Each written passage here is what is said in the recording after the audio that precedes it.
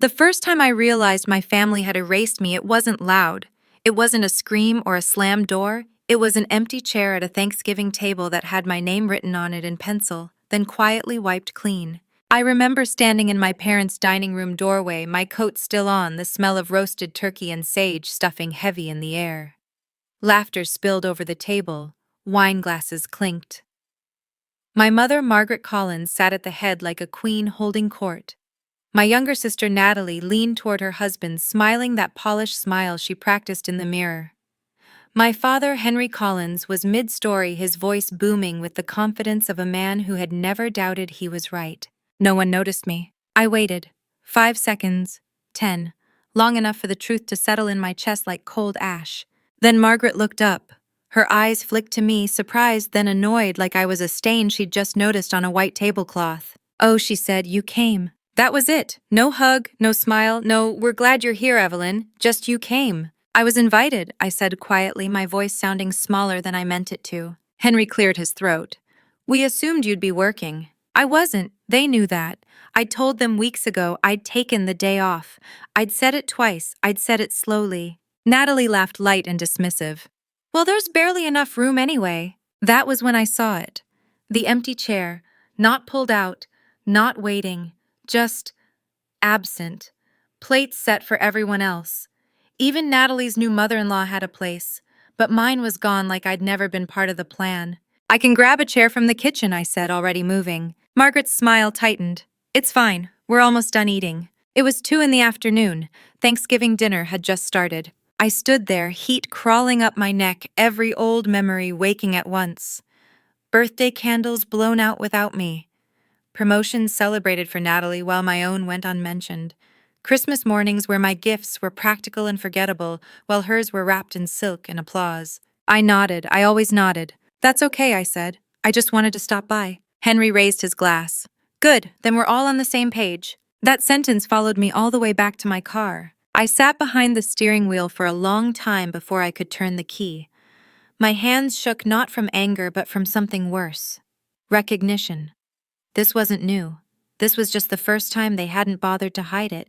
I was 29 years old, standing outside my parents' colonial-style house, realizing I had been quietly written out of my own family. I didn't cry, I drove. That night, alone in my apartment, I replayed the scene over and over. The empty chair, the erased name, the casual cruelty wrapped in good china and tradition. That was the night something in me hardened. Not into hatred, into clarity. Growing up, I had been the responsible one, the easy one.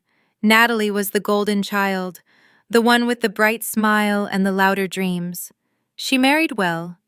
She worked for our family's company, Collins and Shore Development, and everyone acted like her success was inevitable, ordained. I worked there too, quietly, efficiently.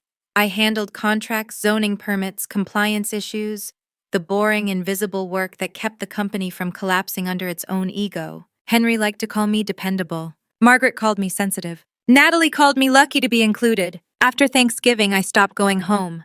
I stopped calling first. I told myself it was self-respect, but the truth was simpler. I was tired of begging for a seat. 3 weeks later, Margaret called. Her tone was sweet, too sweet. "Evelyn, honey," she said, "we need to talk about Christmas." I closed my eyes. What about it? Well, she hesitated, which meant she was choosing words like weapons. "This year will be intimate." I waited. "Just immediate family," she added quickly. "And given everything that's been going on, we thought it might be better if you took some time for yourself." There it was again, polite exclusion. "You don't want me there," I said. "That's not what I said," she replied sharply. "Don't be dramatic." "I won't be coming," I said. My voice was steady. That surprised me. She exhaled, relieved. "Good. I knew you'd understand." She hung up before I could answer. I stared at my phone until the screen went dark. That was the moment I stopped trying to understand them. What they didn't know, what none of them knew, was that 2 days earlier a courier had delivered a thick envelope to my apartment. No return address, just my name written in careful block letters. Inside was a copy of a will, my grandmother's will. Elizabeth Collins had died 6 months earlier. Officially, everything had gone to Henry. That's what I'd been told. That's what everyone believed. But this document told a different story. There was a codicil, a later amendment, signed, witnessed, legal, and my name was on it, not as an afterthought, as the primary beneficiary. The house, the trust, a controlling share of Collins and Shore development to be transferred upon verification of misconduct by the current executor. Henry. My hands went cold as I read the final page. If my son continues to favor one child over another, continues to reward performance over character, and continues to erase Evelyn, then let this be corrected. My grandmother had seen everything, and she had left me the match. I sat on the floor of my apartment, the papers spread around me, my heart pounding so loud I could hear it in my ears. They thought I was invisible. They thought I would quietly step aside again. They had no idea what was coming. And as Christmas lights flickered on across the city outside my window, I made a decision that would change everything. I wasn't going to ask for a seat anymore. I was going to take the table. The next morning after Margaret's Christmas call, I went to work like nothing had changed. Same neutral blazer, same low ponytail, same quiet smile that told people I was harmless. Collins and Shore Development occupied 3 floors of a glass building downtown, all brushed steel and framed magazine covers praising my father as a visionary. Henry loved those articles. He had them mounted along the hallway, each one a monument to himself. I walked past them every day without stopping. Natalie's office was at the corner, floor-to-ceiling windows, custom furniture, fresh flowers delivered weekly. Mine was tucked behind the legal department, no windows, no door sign, just a nameplate someone had misspelled once and never corrected. I liked it that way. It made people forget I was there. That morning, Natalie burst out of her office as I passed, heels clicking like punctuation marks. "Evelyn," she said brightly, "Dad wants us in the conference room." Us. She always said us when she meant you're invited to watch. The conference room smelled like coffee and power. Henry sat at the head, Margaret beside him, though she technically didn't work there. Natalie took the chair closest to him, resting her hand on his arm like a reminder of ownership. Henry smiled at me. "We're restructuring." I sat, listened, took notes. Natalie would be promoted to Director of Community Relations. New title, new salary, new authority. Henry talked about her vision, her energy, her ability to represent the brand. No one mentioned that I'd written the proposals she'd be presenting, or that I'd been the one cleaning up zoning violations quietly for years. Natalie beamed. I couldn't have done it without family support. She didn't look at me. When the meeting ended, Margaret lingered. "Isn't this exciting?" she said to Natalie, squeezing her shoulder. Natalie nodded. "It feels right." I stood. "Congratulations." She finally met my eyes. For a split second, something flickered there. Guilt, or maybe fear. "Thanks," she said softly, then louder. "Oh, Ev, can you send me those compliance notes again? I can't find the email." Of course she couldn't. Back in my office, I forwarded the files and leaned back in my chair. My reflection stared back at me in the dark monitor. Calm, blank, invisible. But inside, my grandmother's words echoed. Reward performance over character. Elizabeth Collins had never liked Natalie. Not openly, but she'd watched. She'd noticed who listened and who performed, who asked questions, who took credit. Growing up, Natalie had been the sun, and I had been expected to orbit quietly. She won a spelling bee at 8 and got a party. I graduated top of my class and got a card. Once when I was 16, I asked my mother why Natalie needed so much more praise. Margaret looked genuinely confused. "She needs it," she said. "You don't." That sentence shaped my life more than any compliment ever could. At lunch, I ate alone at my desk, scrolling through old emails from my grandmother. She'd written me letters when I went to college. Long ones, about integrity, about patience, about knowing when to wait and when to act. One line stood out now, glowing like a warning. "They will underestimate you because you let them. Use that." By the end of the day, Henry called me into his office. He didn't offer me a seat. "I hear you've been distant," he said. I kept my expression neutral. "I've been busy." With what, he asked. "With surviving you," I thought. Instead, I said work. He sighed. "Your mother's concerned. She feels like you're pulling away." That made me laugh. Just a breath, a mistake. Henry's eyes hardened. "What's so funny?" "Nothing," I said, just thinking. "Well, think about this," he said sharply. "Family comes first. If you can't handle that, maybe this isn't the place for you." There it was, the threat disguised as guidance. "I understand," I said. He waved me off. As I walked out, Natalie was waiting near the door. "Everything okay?" she asked. "Perfect," I said. That night, I didn't go home. I went to a lawyer's office instead. Her name was Diane Mercer. Early 60s. Sharp eyes. Reputation for destroying arrogant men with quiet precision. She read the will in silence. "This is valid," she said finally, "but it's conditional." "I know," I replied. "You'll need proof of misconduct," she continued. "Financial, ethical, something substantial." I smiled for the first time in days. "What if I already work inside the company?" Her eyebrow rose slightly. "Then I'd say your grandmother was very smart." Over the next 2 weeks, I started noticing things differently. The way expenses were coded, the shell accounts, the zoning shortcuts Henry approved verbally but never in writing, the donations Natalie took credit for that never reached their destination. I didn't rush. I copied, logged, organized. At Christmas, while they toasted without me, I sat alone with takeout containers and spreadsheets. I didn't feel lonely. I felt focused.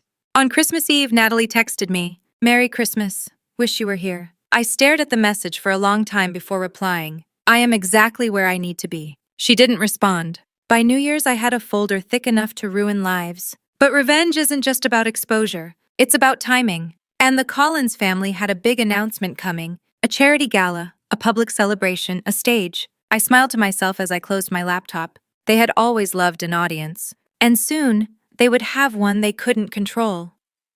The invitation arrived in a thick cream envelope embossed with gold lettering and arrogance. The Collins and Shore Annual Winter Gala. Black tie, charity beneficiary listed in careful script. My parents' names centered like a brand seal. Natalie's name tucked just beneath Rising Star Future Leader. Mine was not on the card. It never was. I received the information the way I always did now. Through office gossip.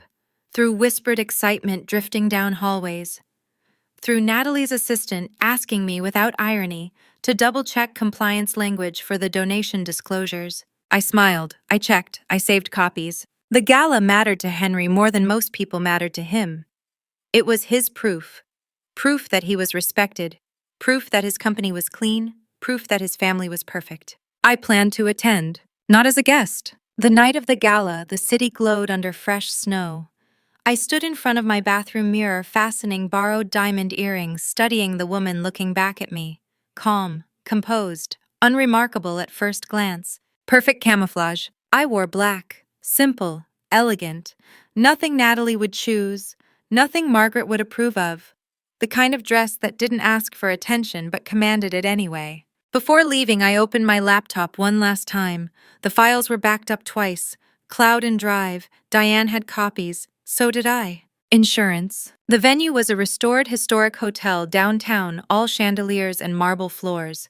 Valets rushed. Cameras flashed. The Collins name floated through the air like currency. I entered through the side entrance, the one reserved for staff and vendors. A badge hung at my neck, borrowed from a junior compliance consultant who owed me a favor. No one questioned me. They never did. Inside, the ballroom pulsed with laughter and music. A string quartet played something expensive and forgettable. Tables gleamed under white linen and glassware. I spotted my family immediately. Henry stood tall, shaking hands, soaking in praise. Margaret glided beside him, flawless and distant. Natalie laughed too loudly at something a city councilman said, her hand resting possessively on his sleeve. They looked exactly as they always had, untouchable. I moved through the room, slow and deliberate. I wasn't hiding, I was waiting. Near the bar, I overheard 2 board members talking in low voices. "Henry's pushing hard for that rezoning approval," one said. "Of course he is," the other replied. "Donations tend to smooth things out." I filed that away. At the far end of the room, a projection screen displayed a looping slideshow, images of smiling families, affordable housing claims. Natalie's face appeared more often than anyone else's. I felt something twist in my chest.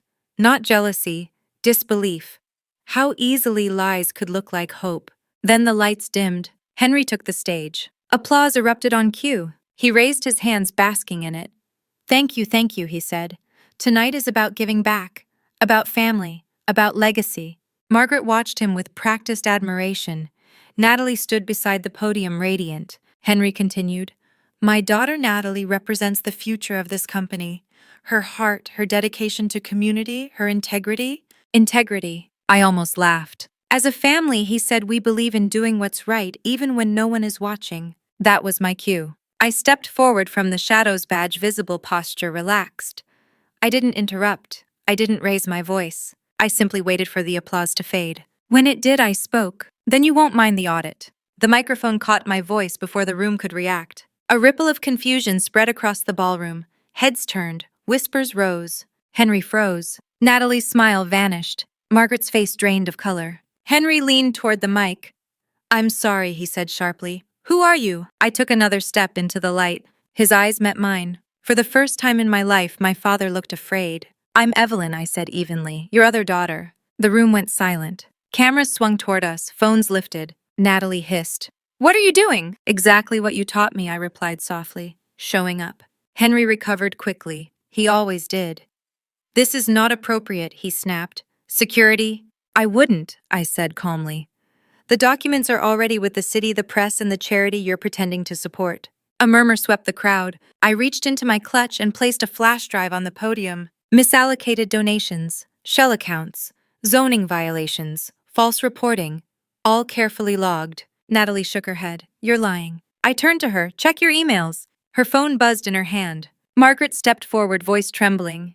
"Evelyn, please, we can talk about this privately." "Like Thanksgiving?" I asked, "or Christmas?" The words landed harder than any accusation. Henry's voice rose. "You're trying to humiliate us." "No," I said, "I'm correcting you." Security hovered uncertainly. No one moved. I addressed the room now. This gala was built on the idea of generosity, of honesty. I thought you deserved to know where your money actually went. Reporters were already pushing forward. Natalie whispered, "You're destroying us." I met her eyes. "You erased me long before tonight." I stepped back from the stage as chaos erupted. Questions, shouting, flashing lights. Henry shouted my name. I didn't turn around. Outside, snow fell quietly, soft and relentless. I stood on the steps of the hotel, breathing in cold air, my heart pounding not with fear, but relief. My phone buzzed. A message from Diane. "They've opened an investigation. You did it." I closed my eyes. Inside, my family's perfect image was cracking under its own weight. And for the first time, I felt the balance shift. This wasn't the end. It was the beginning of accountability. The morning after the gala, I woke to the sound of my phone vibrating itself off the nightstand. Emails, missed calls, news alerts stacked like dominoes. I let it buzz until it stopped on its own, then lay still, staring at the ceiling, listening to my own breathing. Slow, controlled, alive. I'd slept better than I had in years. When I finally picked up the phone, the headlines were already writing my family's obituary in polite corporate language. Local charity questions donor transparency at Collins and Shore. City announces preliminary review of development firm. Family dispute erupts at Winter Gala. No one mentioned my name yet. Not directly. I was still a footnote. The mysterious other daughter, the disgruntled employee, the unknown variable. That wouldn't last. I showered, dressed, and made coffee I barely tasted. By 9 in the morning, Diane Mercer called. "They're scrambling," she said without preamble. "Henry's attorneys are trying to freeze internal access. Natalie's team is blaming a rogue employee." I smiled faintly. "Let me guess, me." "Of course," Diane replied. "But it won't stick. The documentation is clean." I stared out my apartment window at the street below, people moving through their mornings, unaware that my family's empire was cracking. What about the will? There was a pause. "It's time." 2 hours later, I was sitting in Diane's office again. The same chair, the same quiet hum of confidence in the room. She slid a folder toward me. "We file today," she said. "Once the misconduct threshold is met, the transfer clause activates." My grandmother's voice echoed in my mind, calm and certain. "Let this be corrected." At noon, Collins and Shore sent out an internal email. "Effective immediately, all staff are instructed to refrain from external communication pending review." I laughed when I read it. Too late. At 1, Natalie called. I didn't answer. She left a voicemail, her voice tight and brittle. "Evelyn, this has gone far enough. Dad's furious. The board's in emergency session. You need to call me." I deleted it. At 3, Margaret called. I answered that one. Her voice broke before she could finish saying my name. "What have you done?" I closed my eyes, told the truth. "You've humiliated us," she said, the word trembling between anger and fear. "Do you have any idea what people are saying?" "Yes," I replied softly. For once. There was a sharp inhale. "You're tearing this family apart." "No," I said. I stopped holding it together alone. She went quiet then, and in that silence I heard something unfamiliar. Regret. "Come home," she whispered. "We can fix this." I thought of the empty chair, the erased name, the years of silence. "There's nothing to fix," I said, "only consequences." I hung up before she could answer. By evening, the board meeting had leaked. Henry was placed on temporary leave pending investigation. Natalie's promotion was under review. The charity released a statement distancing itself from Collins and Shore. The city moved quickly when embarrassment was public. I watched it all unfold from my couch wrapped in a blanket, my laptop open but untouched. I didn't feel triumphant. I felt steady. At 8, my doorbell rang. I knew before I opened it. Natalie stood there, eyes, red makeup, smeared coat thrown on like an afterthought. She looked smaller without her audience. "Let me in," she said. I did. She paced my living room like a caged animal.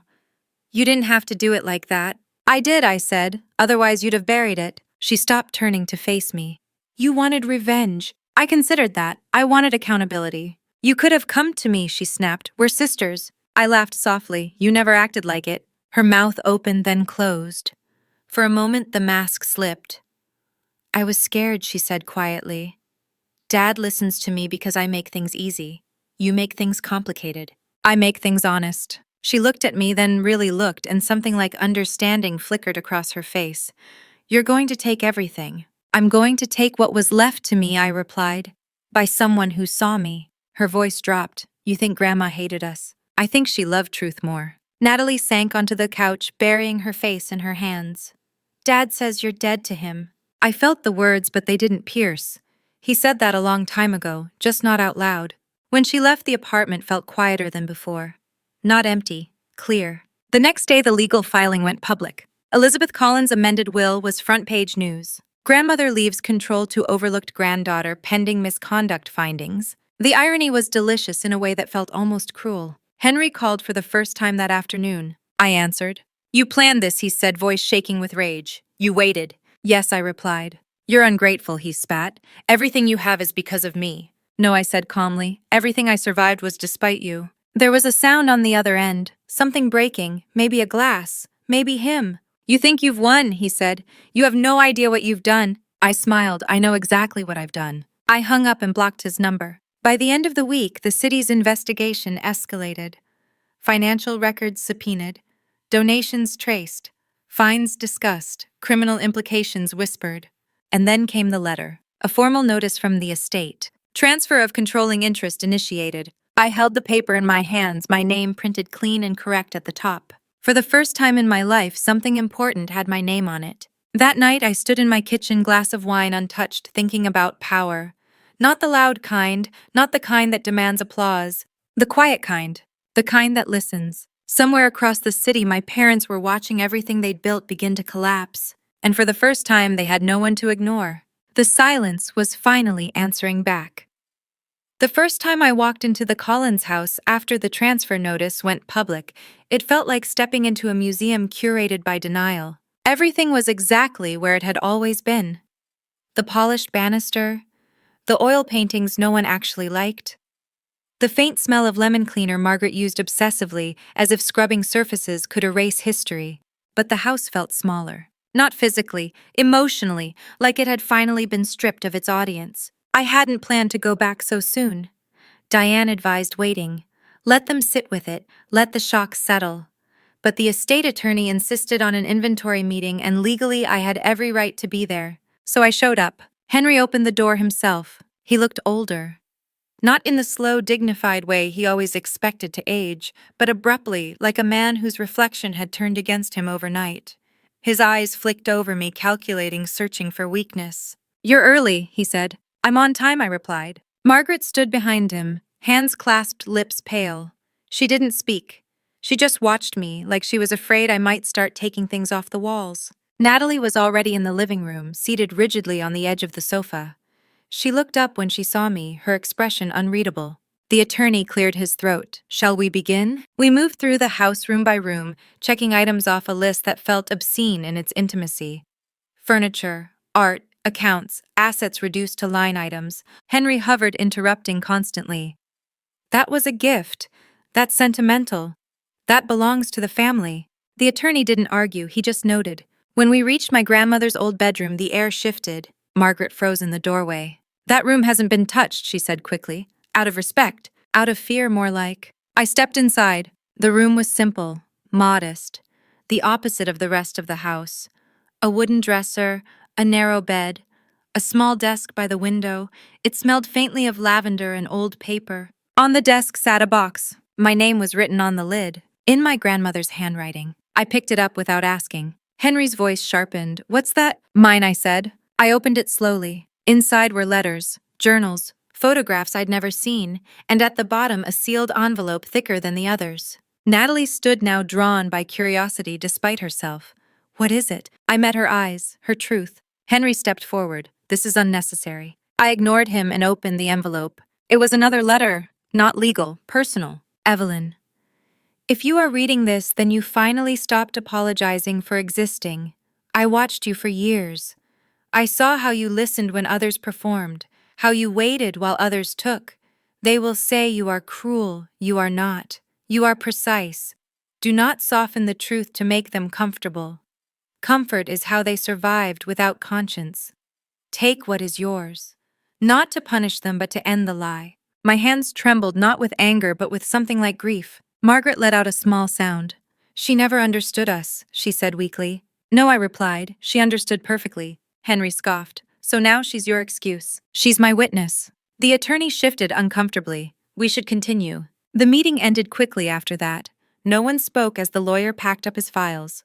When he left, silence settled like dust. Natalie broke it. "Are you moving back in?" I looked around the room, the house that had never felt like home. "No." Margaret's shoulders sagged, though I couldn't tell if it was relief or disappointment. "So what do you want?" Henry asked. "An apology." I considered him.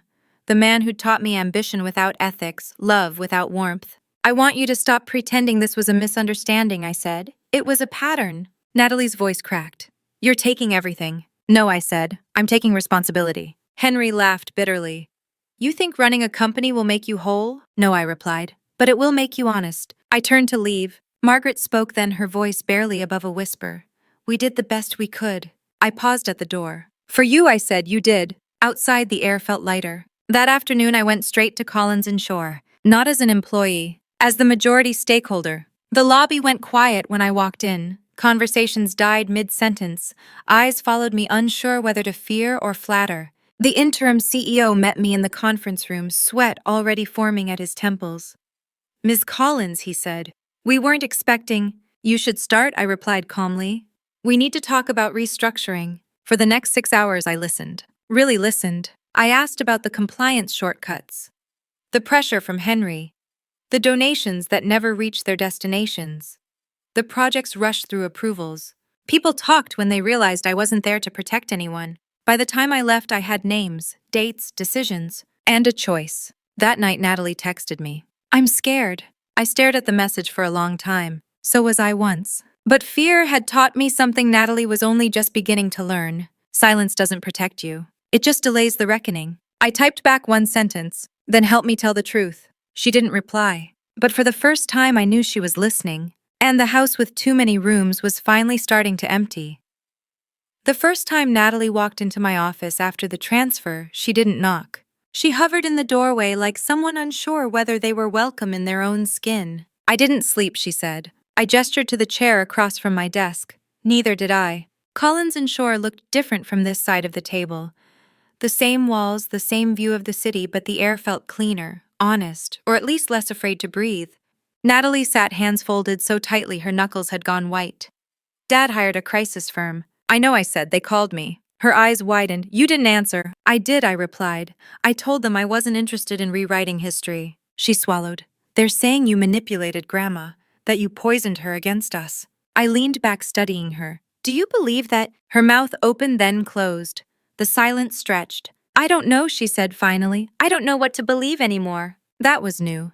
Natalie had always believed exactly what she was told. Belief had been her armor. I slid a folder across the desk. "Read this." She hesitated before opening it. Inside were copies of donation ledgers, internal emails, handwritten notes from Henry instructing staff to bypass review processes. Her name appeared in several threads, not as an architect, as a beneficiary. She looked up, panic flooding her face. "I didn't know." "I believe you," I said. "That doesn't mean you're not responsible." Tears welled in her eyes. "What do you want from me?" I answered without hesitation, the truth, on record. Her breath caught. "Dad will never forgive me." "He never forgave you for anything," I said quietly. "He just rewarded obedience." That landed hard. 2 days later, Natalie met Diane Mercer. The deposition lasted hours. When Natalie emerged, she looked hollowed out but lighter somehow, like someone who had finally set down a weight they didn't realize they were carrying. That afternoon, Diane called me. Her testimony corroborates the financial trail, she said. This moves things from civil to criminal. I stared at the skyline outside my office. What about my father? There will be charges, she said gently. He won't walk away from this. I ended the call and sat there, hands folded, breathing through something that felt suspiciously like grief. Not for Henry, for the man I'd once wished he could be. That night, Margaret showed up at my apartment. She looked smaller without her pearls, older without her practiced composure. She stood in the hallway clutching her coat like a shield. I just wanted to see you, she said. I stepped aside. She walked in slowly, taking in the space, the modest furniture, the quiet. This feels different, she murmured. It is, I replied. She sat at the kitchen table, smoothing her skirt. Your father doesn't understand why you're doing this. I poured 2 glasses of water and sat across from her. He never tried to. Her lips trembled. You don't have to destroy him. I'm not, I said. I'm letting the truth do its job. She looked up sharply. You sound like your grandmother. I smiled faintly. She taught me well. Margaret's eyes filled. I failed you. The admission startled me. She'd never said anything like that before. You didn't fail, I said slowly. You chose. She nodded, tears slipping down her cheeks. I thought keeping the peace mattered more than fairness. And now I asked. She looked around my apartment again. Now I see what it cost. We sat in silence, the kind that didn't need filling. When she left, she hugged me awkwardly like someone relearning a language they'd forgotten. The next morning, the charges went public. Henry Collins, founder of Collins and Shore Development, indicted on multiple counts of fraud, misrepresentation, and misuse of charitable funds. The headlines were brutal. So were the calls. Henry left a voicemail, his voice raw and furious. You did this. You destroyed everything. I didn't delete it. I saved it. Not for revenge, for closure. Later that day, Diane confirmed what we both knew was coming. The will transfer is complete. You're officially in control. I closed my eyes. Elizabeth Collins' last act had landed exactly where she intended. That evening, I stood alone in my office, the city lights flickering on one by one. The building hummed around me, alive with quiet effort. I thought about all the times I'd been told to wait, to be patient, to be grateful for scraps. I wasn't waiting anymore. I sent a company-wide email. Effective immediately, Collins and Shore Development will undergo a full independent audit. All current projects will be reviewed for compliance and all charitable partnerships will be restructured for transparency. No spin, no apologies. Just truth. Natalie texted me an hour later. I told them everything. I stared at the screen, then replied, I know. That night, for the first time since this began, I slept without dreaming. The will had spoken. The witness had testified. And the reckoning had officially crossed the point of no return. The courthouse smelled like old paper and nervous sweat. I arrived early, not because I had to, but because I wanted to. I wanted to sit in the quiet before the room filled with whispers, before my father's name became a headline again, instead of just a memory I'd spent most of my life shrinking around. Henry Collins was already there when I walked in. He sat at the defense table in a dark suit that no longer fit the way it used to. His shoulders sloped forward. His hair, once carefully combed, was streaked with gray he'd never allowed before. He didn't look at me at first. When he did, his eyes narrowed not with anger, but with something closer to disbelief. As if I were a ghost. Margaret sat 2 rows behind him, hands folded in her lap, staring straight ahead. Natalie was beside her, pale and still, like she was bracing for impact. I took my seat on the opposite side of the aisle. The prosecutor shuffled papers. The judge entered. Everyone rose. As the proceedings began, I felt strangely detached. I'd imagined this moment for weeks. The questions, the evidence, the slow dismantling of the man who'd built his identity on control. But sitting there, listening to the formal language of the law, it felt less like revenge and more like archaeology. Layer by layer, the truth was being unearthed. They presented financial records first. Charts, dates, transfers that didn't align. Donations that disappeared into shell accounts. Zoning approvals that bypassed required reviews. Henry's lawyer objected constantly. The judge overruled calmly, almost bored. Then came the witnesses. Former employees, a junior accountant who'd been pressured to fix numbers, a nonprofit director who'd never received the funds Natalie had proudly announced at the gala. Each testimony chipped away at the image Henry had curated for decades. I watched his jaw tighten, his fingers drum against the table. The cracks were showing. When Natalie was called, the room shifted. She walked to the stand slowly, her heels too loud in the silence. She avoided looking at Henry as she was sworn in. When she finally spoke, her voice shook, but it didn't break. She told the truth. About the pressure, the emails she hadn't questioned, the assumptions she'd made because trusting her father felt safer than doubting him. I didn't intend to deceive anyone, she said, but I benefited from deception, and I didn't stop it. Margaret buried her face in her hands. Henry stared straight ahead. When Natalie stepped down, she looked relieved, like someone who had finally exhaled after holding her breath her entire life. Then it was my turn. I hadn't expected to testify. Diane had prepared me for the possibility, but until the clerk called my name, it hadn't felt real. I walked to the stand with my spine straight and my hands steady. I didn't look at Henry at first. The prosecutor asked me to state my name and role. Evelyn Collins, I said, former compliance officer at Collins and Shore Development, current majority stakeholder. Henry flinched at that. The question started simply. My responsibilities, the irregularities I'd noticed, the documentation I'd collected. Then the tone shifted. Why didn't you come forward sooner? The prosecutor asked. I paused. The courtroom waited. Because I was taught not to, I said. I was taught that loyalty mattered more than truth, that silence was safer. Henry's lawyer stood. Objection, speculation. The judge raised a hand. Overruled. The witness may answer. I continued. I was excluded from decisions, from recognition, from family events.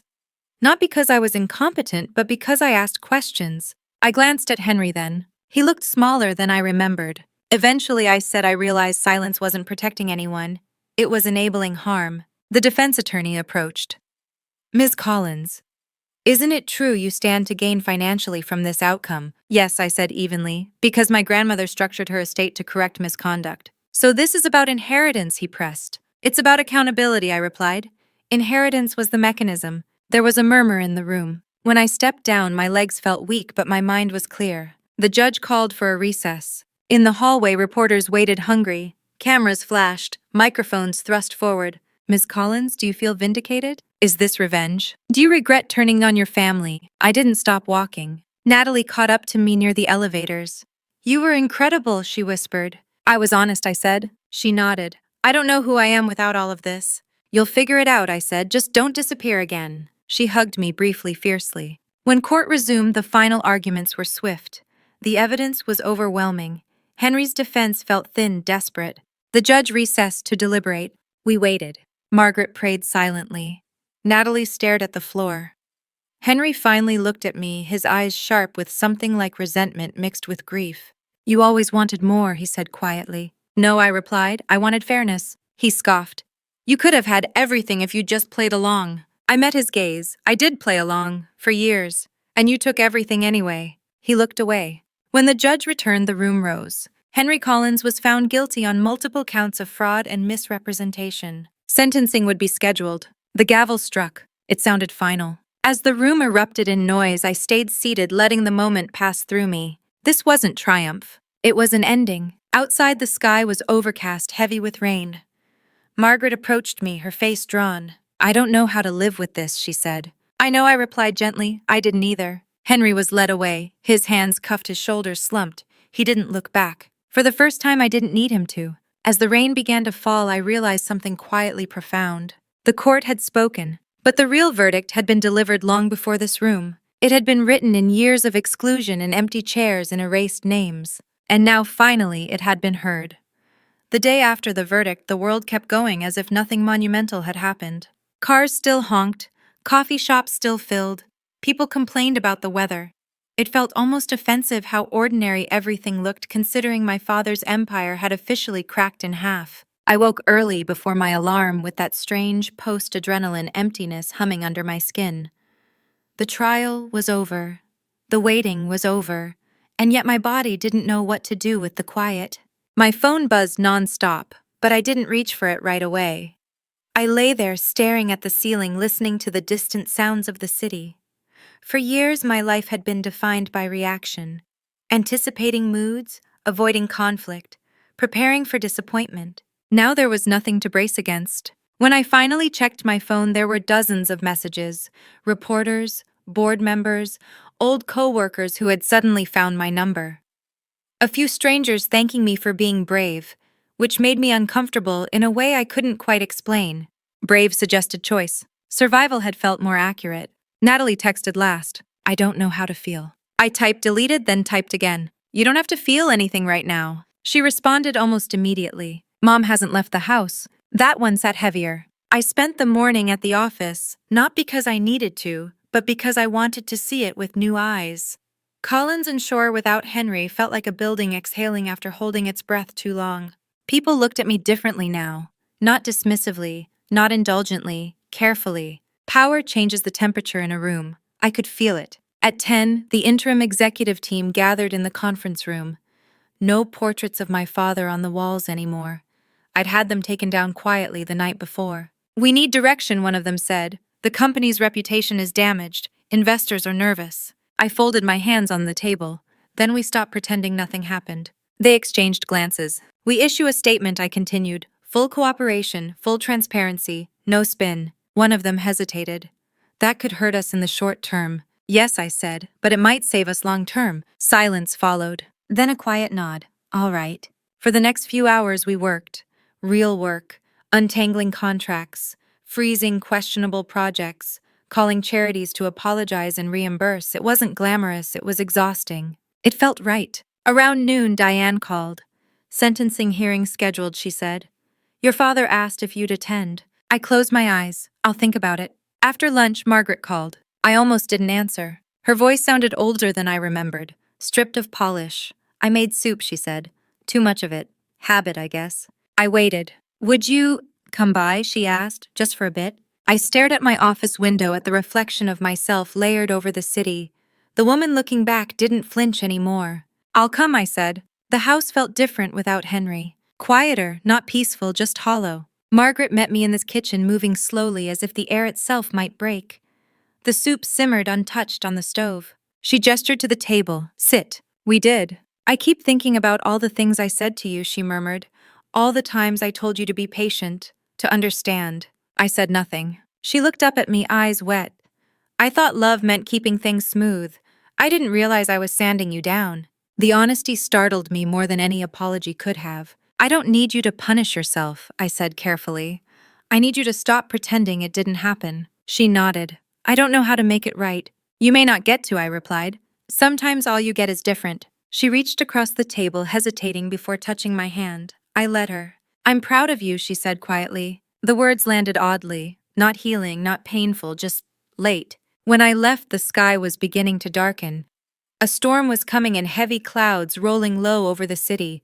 I drove without music, letting the silence do its work. That night, Natalie came over. She looked exhausted, her usual polish gone. She kicked off her shoes and sat cross-legged on my couch like we used to as kids, back when things were simpler and also in hindsight already broken. I don't know who I am now, she said. I poured us both a glass of wine.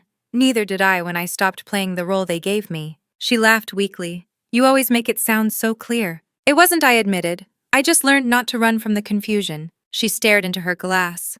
Dad won't talk to me. I hesitated. That may not be the punishment you think it is. She looked up startled, then nodded slowly. I testified because it was right, she said. But part of me still feels like I betrayed him. You betrayed a lie, I said. That's not the same thing. She leaned back, eyes closing. I'm tired of performing. Then stop, I said gently. See who's left. She stayed late. We talked about childhood memories, the ones that felt real, not staged. We laughed once or twice, surprised by it.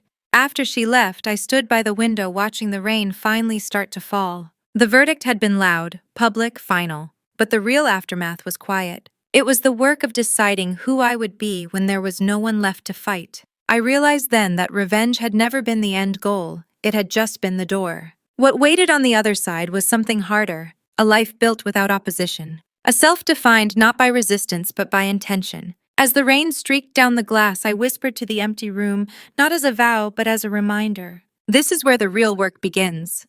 The first Monday after the verdict, I realized something unsettling. No one was watching me anymore. There were no sidelong glances in the hallway, no careful pauses when I entered a room, no invisible calculus measuring my usefulness or obedience. The fear that had once lived under my skin like a second pulse had nowhere to attach itself. It felt less like freedom and more like vertigo. I stood in my office before sunrise lights still off the city below, barely awake. For years, my identity had been shaped by resistance, by proving I wasn't weak, by surviving their indifference, by outlasting their expectations. Now that the fight was over, the silence felt exposed. At 8 sharp, the first executive meeting began. This time I didn't sit quietly at the end of the table. I didn't take notes for someone else's speech. I led. We talked numbers, not in abstractions but in consequences. Which projects were ethical, which ones weren't? Which neighborhoods had been harmed by shortcuts? Which contracts needed to be unwound even if it hurt? There was pushback. There's precedent, one director argued. There's habit, I replied. Not precedent. Another cleared his throat. If we slow everything down, competitors will take advantage. Let them, I said. I'm not interested in winning a race that shouldn't exist. The room went quiet. Then something unexpected happened. They followed me, not with enthusiasm, with relief. People don't crave power as much as they crave clarity. And for the first time, Collins and Shore had it. At noon, I took a call from a community group I barely remembered approving a zoning permit for years earlier. Their representative sounded stunned. You're apologizing, she asked. Yes, I said, and we're making restitution. There was a long pause. Then she laughed, a sharp, disbelieving sound. I don't even know what to say. Say what you need, I replied. We're listening. When I hung up, I realized my hands were shaking. This was harder than confrontation. This was responsibility without an enemy. That afternoon, Diane stopped by my office. She didn't bring files this time, just coffee. You look tired, she said. I feel hollow, I admitted. She studied me for a moment. That's normal. For what I asked. For people who built themselves in opposition, she replied. When the wall falls, you have to figure out what you're standing on. I nodded slowly. Before she left, she said, Your father's sentencing hearing is next week. I didn't respond right away. You don't have to go, she added. I know, I said. That evening I went home and did something I hadn't done in months. I cooked. Not because I needed to eat, but because I wanted to feel something ordinary. I chopped vegetables slowly. Let the radio play. Let my mind wander without direction. Halfway through, my phone buzzed. It was Margaret. I almost didn't answer. I found something, she said when I did. Her voice was tentative, like she was afraid of misplacing the moment. What I asked. A box in the attic, yours. I closed my eyes. I didn't know I had anything there. You did, she said quietly. I just put it away. I went over after dinner. The attic smelled like dust and forgotten seasons. Margaret stood beside an old trunk, her hands folded like she was waiting for permission. She opened it. Inside were pieces of a life I'd stopped claiming. Childhood drawings, a science fair ribbon, letters I'd written to colleges I never told them I applied to. A rejection letter I'd hidden because Natalie had gotten an early decision somewhere better. I didn't know what to do with these, Margaret said. They didn't fit the story we were telling. I swallowed. They fit mine, I said. She nodded, eyes glassy. I know that now. I took the box home with me. That night, I sat on the floor surrounded by proof that I had always been real, even when no one had acknowledged it. I didn't feel angry. I felt sad for the years I'd spent believing erasure meant absence. It didn't. It meant neglect. The next morning, Natalie called. I quit, she said. I blinked. Quit what? The company, she replied. I can't be there, not like this, not yet. I waited. I need to figure out who I am without Dad's approval, she continued. Without yours, too. I smiled softly. That's probably healthy. She exhaled. Are you mad? No, I said honestly. I'm relieved. She laughed, shaky but real. I'll figure something out. I know, I said. After the call, I realized something had shifted again. Natalie stepping away wasn't betrayal. It was separation. And separation wasn't punishment. It was space. As the week went on, the noise faded. Fewer calls, fewer articles. The public moved on hungry for the next spectacle. I didn't chase them. Instead, I spent time in neighborhoods our company had impacted. I listened. I didn't promise miracles. I promised effort. People noticed that too. Not loudly, quietly. The night before the sentencing hearing, I stood by my window, the city lights scattered like thoughts I hadn't finished yet. I thought about revenge. How I'd imagined it would feel like victory. How instead it had felt like release. Revenge had cleared the ground, but it hadn't told me what to build. Tomorrow I would watch the final chapter of my father's fall. Not to savor it, to close it. I turned off the light and sat in the dark, letting the quiet settle without fear. For the first time in my life, the space without shadows didn't feel empty. It felt possible. The morning of my father's sentencing, I woke before dawn, my body already braced, as if it remembered this moment before my mind did. The city was quiet in that early gray hour, the kind of quiet that feels temporary, like it's holding its breath. I dressed carefully, not for the court, not for him, but for myself. Nothing sharp, nothing defiant, just clean lines and steady shoes. I wanted to walk in as I was now, not as the daughter he had defined. At the courthouse, security moved us through metal detectors and hushed instructions. The building smelled the same as before, old paper and anxiety. Some things don't change just because a verdict has already been delivered. Henry Collins sat at the defense table again, but he looked different than he had during the trial. Smaller, not just physically, stripped. His suit was the same, but it hung on him like a costume that no longer fit the role. He didn't look at me when I entered. I didn't know if that was pride or mercy. Margaret arrived moments later and took a seat behind him. She looked exhausted, like someone who hadn't slept since the trial ended. When her eyes found mine, she nodded once. Not apology, not gratitude, acknowledgement. Natalie wasn't there. She'd texted the night before. "I can't sit through this. I hope you understand." I did. The judge entered. Everyone stood. The ritual grounded me more than I expected. Law has a way of shrinking emotions into procedure, and I was grateful for that.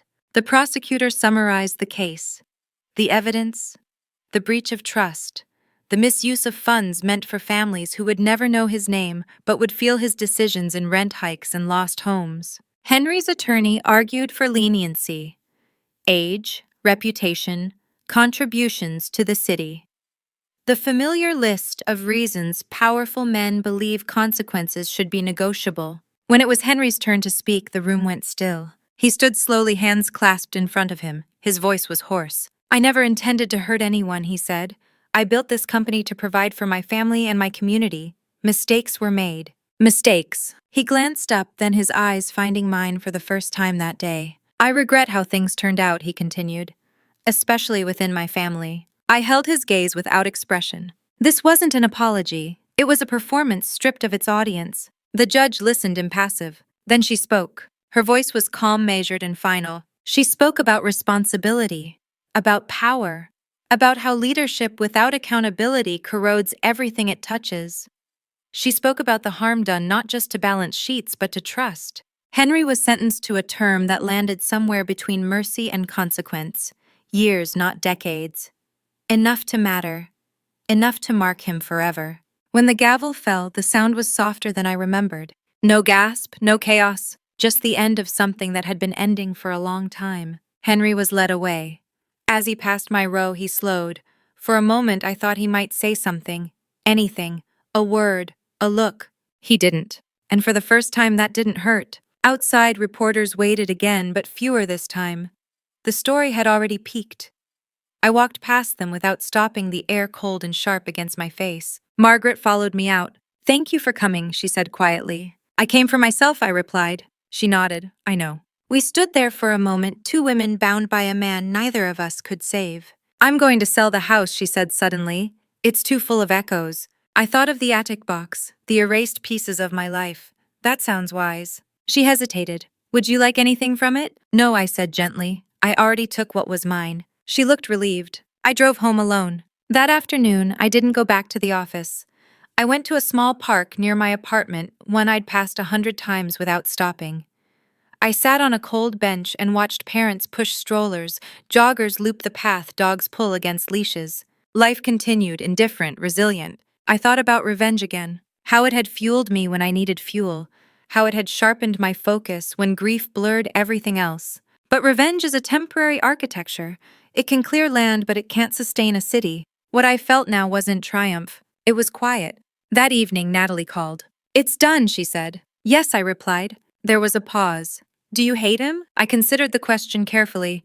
"No, I just don't carry him anymore." She exhaled. "I don't know if I ever will." "You don't have to decide today," I said. After the call, I opened my laptop and drafted a message to the company. Not a press release, not a statement. An internal note. I wrote about responsibility, about rebuilding trust slowly, about the kind of company we would be now or not at all. When I finished, I didn't reread it, I sent it. That night, I slept deeply dreamlessly. The sentence had been spoken. The silence afterward wasn't empty. It was earned. And for the first time since this began, I understood something essential. Justice doesn't shout when it arrives. It settles, like dust after a storm, like a room finally quiet enough to hear your own thoughts. Tomorrow, I would begin building something new. But tonight, I let the silence stand, not as absence, as peace. The first thing I noticed after the sentencing was how often people asked me what came next. Not politely, not casually, with expectation. As if my life had been a season finale and they were waiting for the spin-off. At the office, board members watched me carefully measuring every decision for symbolism. Reporters emailed with questions that pretended to be about business ethics but were really about family collapse. Even strangers, when they recognized me, spoke with a reverence that made my skin itch. "You're so strong," they'd say. "I don't know how you did it. I wish I could do what you did." They meant revenge. They didn't understand that revenge was already over. What remained was harder. 3 weeks after the sentencing, I called a company-wide meeting. Not virtual. In person. Every department. Every level. We packed into the auditorium that used to host Henry's keynote speeches. His name was still engraved on a plaque near the entrance. I hadn't removed it yet. I wasn't sure if I would.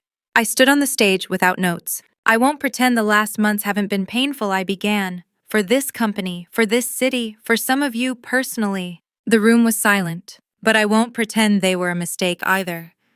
I continued. What happened was the result of a system that rewarded silence and punished integrity.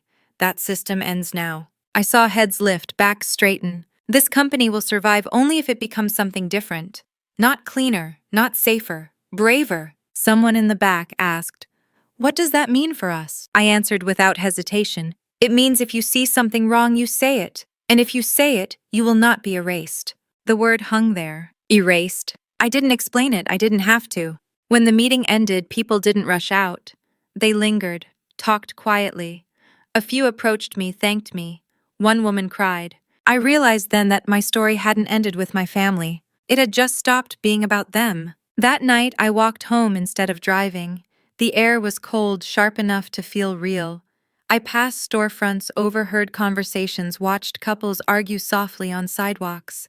Ordinary life, uncurated, honest. Halfway home, my phone buzzed. A message from Natalie. I started therapy. I smiled, standing under a streetlight, snowflakes drifting lazily around me. "Proud of you," I typed back. She replied a few minutes later. "I'm scared, but I think that means it matters." Yes, I thought, exactly. Margaret called less often now. When she did, she didn't ask me to fix anything. She talked about selling the house, about volunteering somewhere no one recognized her, about how quiet her days felt. Sometimes she asked about my work, sometimes she didn't. Our conversations were awkward, cautious, but no longer dishonest. One evening, she said, "I keep wondering who I would have been if I hadn't married your father." The question startled me. "I don't know," I said gently. "But you still get to find out who you are now." She was quiet for a long time after that. So was I. As winter edged toward spring, I made a decision that surprised everyone except myself. I split the company. Collins and Shore Development became two entities. One retained the name, focused on completing existing obligations under strict oversight. The other launched under a new name, entirely dedicated to ethical redevelopment and community partnership. I didn't name it after my grandmother. I named it after the concept she'd lived by: threshold. Because that's what this was, a crossing. Diane raised an eyebrow when I told her. "You're giving up half your power." I shrugged. "I don't need all of it. Power hoarded becomes rot." I'd seen that firsthand.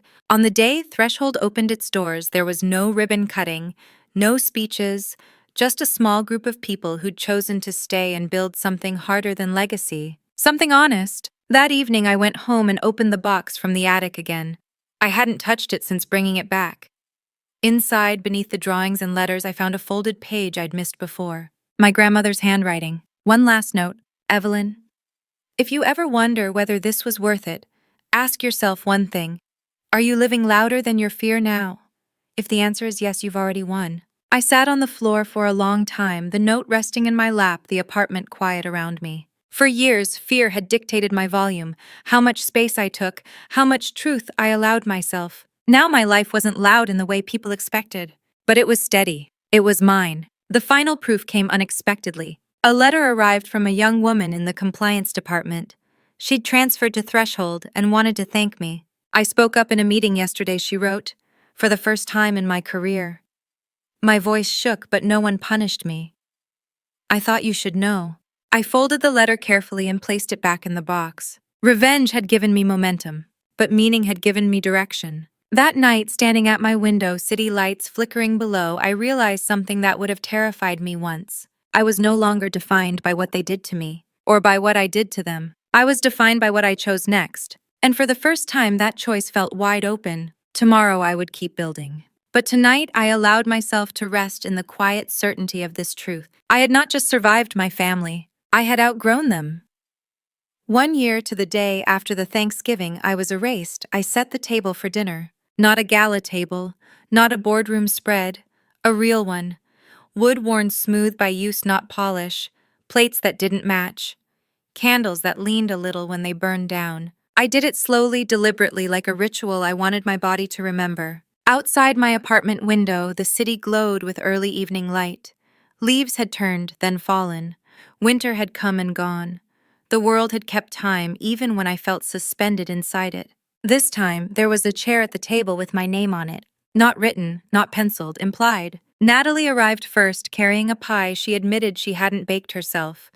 She looked different than she had a year ago. Less polished, more present.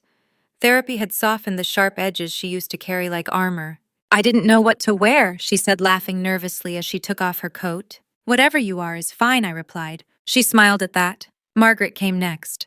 She hesitated in the doorway as if expecting someone to tell her she was early or in the wrong place. The house she'd sold had finally closed. She'd moved into a small apartment near the river. She volunteered twice a week and spoke about it like it was the first thing she'd done that no one was watching. She handed me a simple bouquet. I didn't want anything fancy. It's perfect, I said, and meant it. We sat. There was no assigned seating, no hierarchy, no head of the table. The conversation started awkwardly, then loosened. Natalie talked about a class she was taking. Margaret asked about Threshold's newest project, listened without interrupting.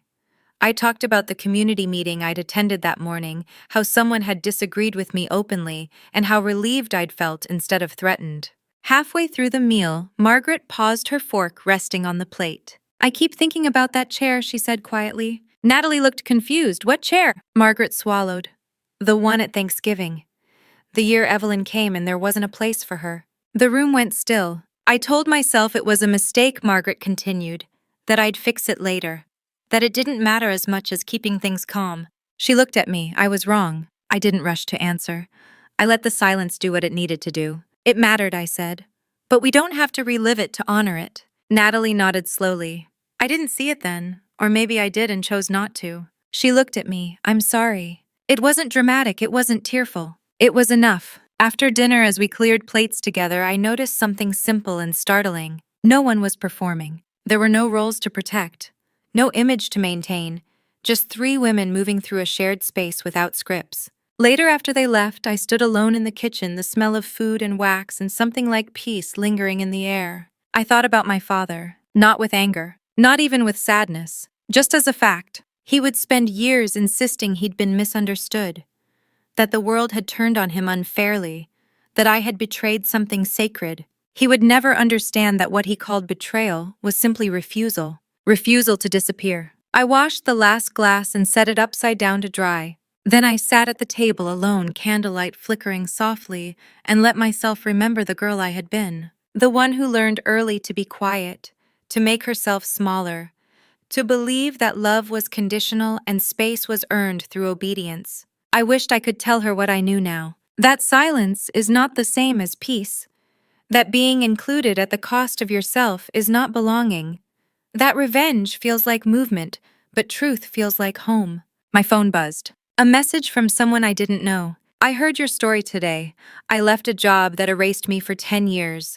I don't know what's next, but I wanted to say thank you. I stared at the screen for a long moment, then typed back. You don't owe anyone your disappearance. Build a chair where you are. I set the phone down. Outside, the city hummed, indifferent and alive. Somewhere, families were gathering around tables that held old wounds and new beginnings. Somewhere, someone was deciding whether to stay quiet or speak. I blew out the candles one by one and stood in the dark. A year ago, I thought revenge would be the moment everything finally made sense. I was wrong. Revenge was just the door. What mattered was what I did after I walked through it. I built something honest. I kept my name. I chose clarity over comfort, integrity over inheritance, and self-respect over approval. I didn't win by destroying them. I won by refusing to vanish. If you're listening to this now, and you've ever been excluded, overlooked, or told to wait your turn while others took your place, remember this. You don't need their permission to exist. You don't need their table to be fed. You can build your own. If this story spoke to you, tell me where you're listening from. Share it with someone who needs to hear it. And if you believe that no one should ever be erased to keep the peace, stay with me. There are more stories to tell. And every one of them starts the moment you choose to show up.